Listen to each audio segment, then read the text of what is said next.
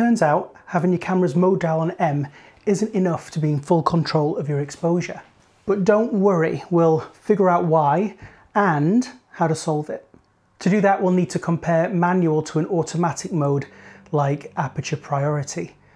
In aperture priority, you can choose your own ISO and aperture, and the camera automatically picks the shutter speed that'll produce the correct exposure. That exposure is based on your metering mode and the light reflecting off your subject into your camera's reflective meter. I've got it on spot metering here to exaggerate the result. The shutter speed is continuously adjusted to keep the camera happy. Look at the meter reading. No matter what I do, the needle is always perfectly centered. It's the shutter speed that's jumping around.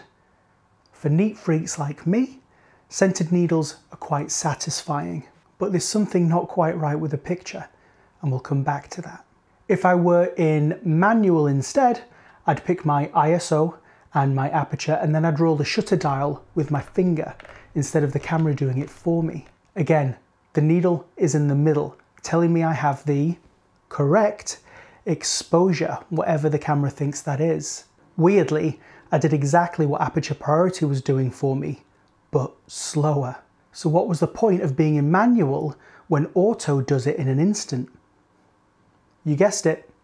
There was no point. If you're happy with the needle in the middle, perhaps you've got changing light conditions at an event or a subject moving around a lot relative to your lights, using an automatic mode like shutter or aperture priority means that you're all set. No need to waste time centering the needle in manual mode.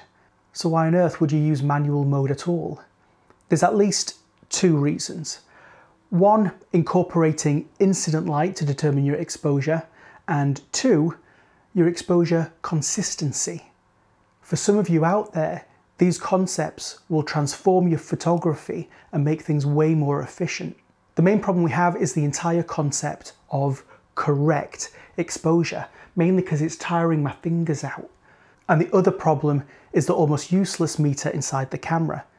The reason your camera's got an exposure compensation feature is because the meter's often fooled by the tone of what's in the frame. Your camera is hell-bent on making everything middle grey. For example, the light in this room is pretty constant. If I use the camera's reflective meter for a product shot of this dark espresso cup, whether I'm in automatic or centering the needle in manual, it'll look too light and I'd have to compensate by decreasing the exposure to get something more appropriate.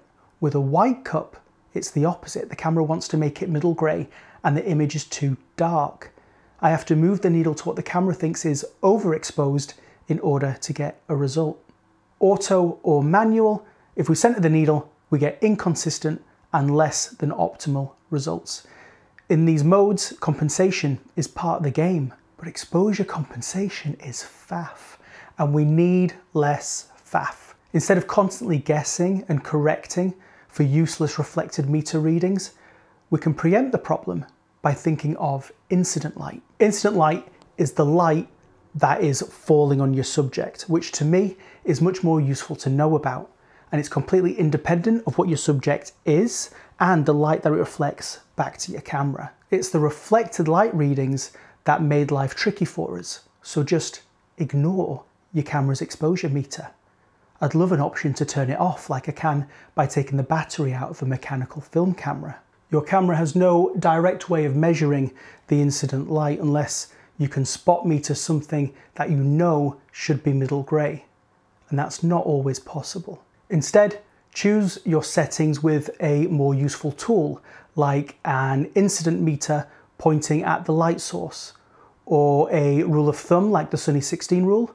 You could lean on your experience or simply evaluate the images on your camera's screen.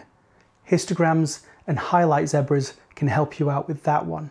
Now it doesn't matter if your camera's pointing at a black cup or a white cup. If the light in the scene is the same, you'll get a better and, more importantly, consistent exposure result. My light meter says for 400 ISO and f4 I can use a shutter speed of a 60th of a second here. The light isn't changing. If it was, I'd have to trim the settings over time. Once I understand my exposure, I can keep it constant and I can simply swap the items in the frame. The exposure will be the same every time. Notice how the exposure meter panics and jumps around trying to make everything an average tone. I'm ignoring it and taking the picture without adjusting any settings. I don't want average. I want realistic or representative or artistic or something, anything but middle grey. I'm choosing my manual exposure, not mimicking auto exposure while I'm shooting in manual. That's the difference. If I'm doing a set of headshots for a large number of people, I can set an incident exposure for my lights at the beginning and it stays exactly the same until I'm done. That's why the background stays at the same brightness between shots. Now, if I centered the reflective meter needle in the camera for each shot, if I'm in auto or in manual, the skin tones and the clothing color will dictate the settings for each frame, meaning that the skin tones will be off and the background will have a different brightness with every press of the shutter. So that's the moral of the story. Manual exposure doesn't mean centering your needle. Automatic can do that for you much quicker. It means picking your own exposure for the scene. You'll be rewarded with more accurate and more consistent results.